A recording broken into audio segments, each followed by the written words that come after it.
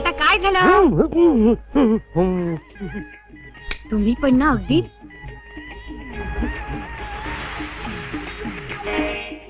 लक्ष्मी, हा आले आले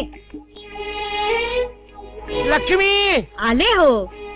आता काय? काहीतरी खायला दे ना. आधी आंघोळीला जा, मग देते.